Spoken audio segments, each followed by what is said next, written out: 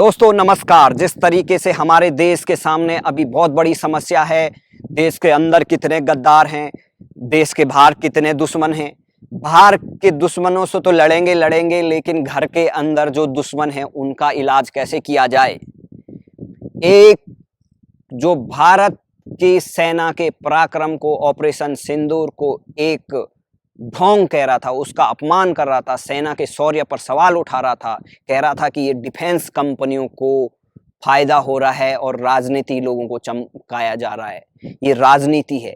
Operation सिंदूर क्या राजनीति है, आप बताइए। पूरे देश की जनता मांग कर रही थी पहलगाम के आतंकियों को और उनके आकाओं को ऐसा जवाब देना चाहिए कि हमेशा याद रखेंगे।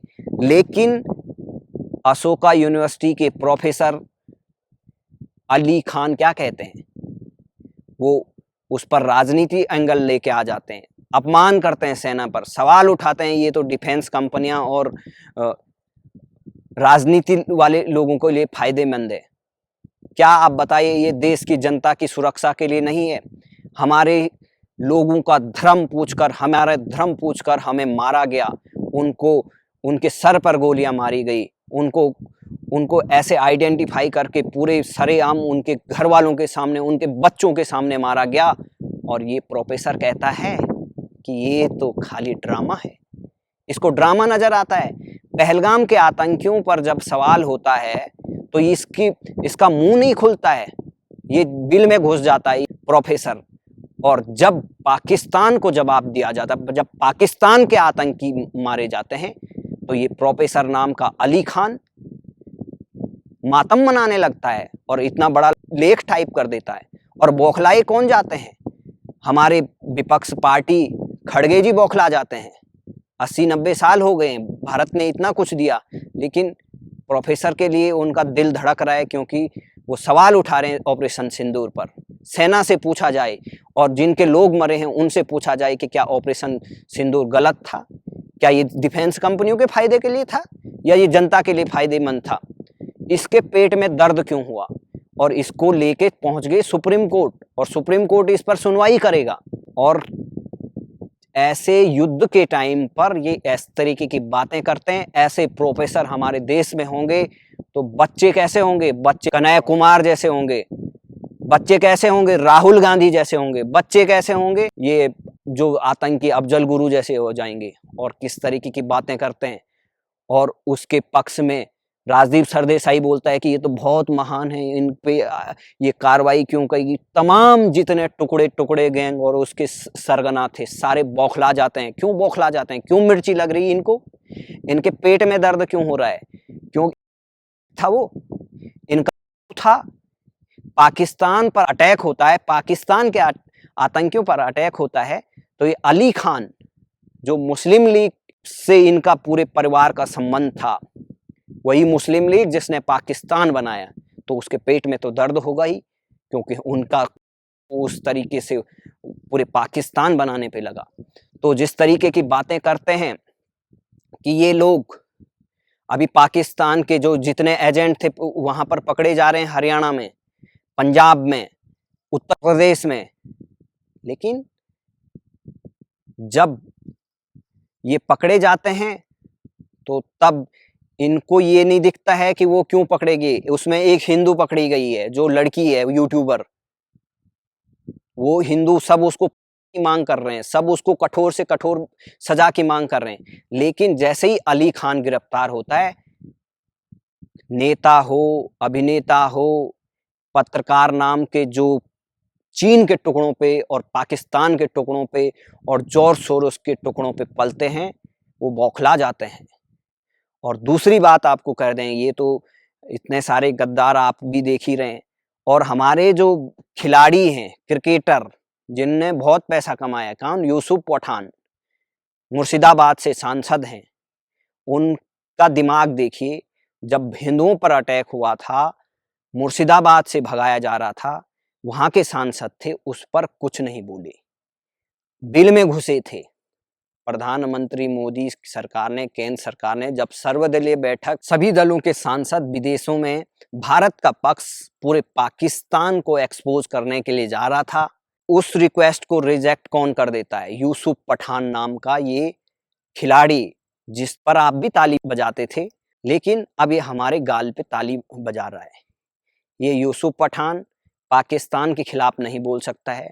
टीएमसी ने अपना प्रतिनिधित्व रिजेक्ट कर दिया है और उसने भी रिजेक्ट कर दिया। तो ऐसे खिलाड़ियों का भी सपोर्ट बंद करें जो जिहादी मानसिकता के हैं, जो पाकिस्तानी मानसिकता है, जिनको देश से पहले अपनी पार्टी नजर आती है, अपना मजहब नजर आता है, अपनी खोपड़ी नजर आती है। ऐसे जो मानसिकता के हैं, ऐसे खिलाड़ी नहीं बल्कि ये देश के दुश्मन हैं। ऐसे देश के दुश्मन हमारे पाले हैं। ममता बनर्जी भी वही बौखलाहट है कि हमारे को नहीं पूछा गया। अरे भाई तुम क्या पूछेंगे, तुम तो वैसे ही बांग्लादेश वाली भाषा बोलते हो।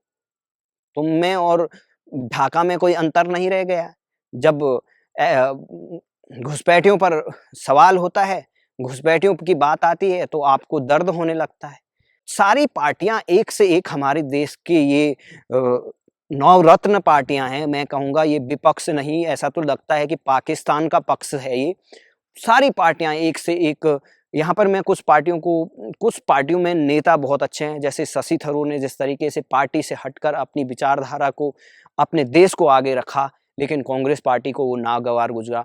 कांग्रेस पार्टी के पेट में दर्द हो गया, कहा कि इसको भी नहीं, हम थरूर को नहीं भेजना चाहते थे, हमने जो नाम किए थे थरूर हमारा रिप्रेजेंट, उसको धमकी दी जा रही है, थरूर को धमकी दी जा रही है कि पार्टी लाइन को फॉलो करें, नहीं तो हम आपको निकाल देंगे। देखो, अगर देश का पक्ष रखेंगे तो कांग्रेस पार्टी वालों को दर्द होने लग गया है। और दूसरी बात, अब क्या कहेंगे, अखिलेश यादव के बयान भी पाकिस्तान में घूम रहे हैं। तमाम ऐसे जो यूट्यूबर हैं, जैसे रवीश कुमार, उनके पेट में भी दर्द हो रहा है। तो जितने भी ये मोदी विरोध करते करते ये देश विरोधी हो गए हैं, भारत विरोधी हो गए हैं, और इसका एकमात्र कारण है विदेशों से पैसा, विदेशों में इनकी मुफ्त हाई फाई बिजनेस क्लास यात्रा, वहाँ खूब इनकी सेवाएं हो रही, इनको बड़ा माल मिल रहा है। जैसे पाकिस्तान जैसे अगर देश में ये जा रहे हैं और वहाँ की तारीफें कर रहे हैं, तो ये खाली थोड़ी नहीं कर रहे हैं। अगर इनको पैसा दे दो तो ये गधे को भी, वैसे ही इन्होंने पाकिस्तान बना रखा है। पैसा देखो, फेंको इनके मुंह पे और ये नाचने लगेंगे। तो ये वही हैं जो सर्कस के जो जानवर होते हैं, ये सर्कर के हैं।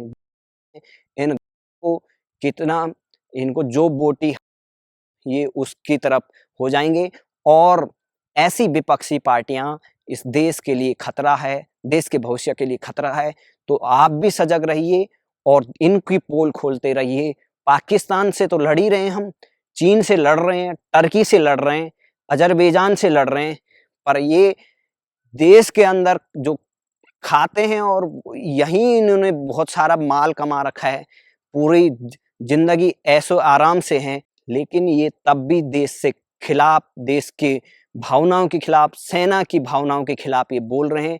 जो राहुल गांधी को, उन्हीं के डिफेंस एक्सपर्ट जो पिछली बार हुड्डा जी हैं लेफ्टिनेंट गवर्नर, वो कांग्रेस पार्टी में भी शामिल हुए थे। कांग्रेस ने उनको डिफेंस स्ट्रेटेजी का प्रमुख बनाया था। उन्होंने भी ऑपरेशन सिंदूर की तारीफ की। राहुल गांधी को वो देख लेना चाहिए, उनके करीब ही रहे, लेकिन वो नहीं देंगे। राहुल गांधी को कोई नहीं समझा सकता है। राहुल गांधी सिर्फ और सिर्फ चांद के रिमोट से चलते हैं। और राहुल गांधी कांग्रेस पार्टी के तभी इसी तरह बड़े बड़े नेता शशि थरूर जैसे जो बड़े इंटेलेक्चुअल हैं, बड़े यूएन जैसे संस्था में भारत को हमेशा प्रतिनिधित्व किया, वो भी अब बीजेपी की तरफ हो रहे हैं। सुनने में आ रहा कि वो बीजेपी में शामिल होंगे। तो किस तरीके की पार्टी है कांग्रेस पार्टी, किस तरीके के इनके सपोर्टर हैं, क्योंकि सपोर्टर को भी पैसा मिल रहा है, नेता को तो मिल ही रहा है। तो नेता सपोर्टर वैसे हैं और जनता को इनको कोई मतलब नहीं है। इनका अपना अलग एजेंडा है। जो इनको स्क्रिप्ट आती है वो ये बोलते हैं, वो ये भौंकते हैं, वो देखते हैं। इनको कोई लेना देना नहीं है इस देश का भविष्य, क्योंकि ये बौखला चुके हैं। इनको लगता नहीं था कि 15 साल तक मोदी आ जाएंगे। अब एक और स्ट्राइक होगी और इनकी स्ट्राइक तो पे हो गई, क्योंकि इनकी राजनीति पे हो गई, क्योंकि इनकी राजनीति देश को बांटने, हिंदू धर्म को जातियों में बांटने, देश को कमजोर करने की है। अब ये कमजोर हो गए हैं तो बौखला गए हैं, क्योंकि जब दिया बुझता है तो फड़फड़ा ज़्यादा है। तो राहुल गांधी जी, अगर अब भी समय है कि आप सेना का सम्मान करें, देश की जनता की भावना का सम्मान करें, नहीं तो कांग्रेस एक सिर्फ नाम रह जाएगा। नाम लेने पर भी लोग सोचेंगे कि मैंने निकाल दी। तो कांग्रेस अब गई है। आपको क्या लगता है, आप भी बताइए। ये आपके विचार हो सकते हैं, हमने तो जो विचार थे वो दे दिया। जय हिंद, जय भारत।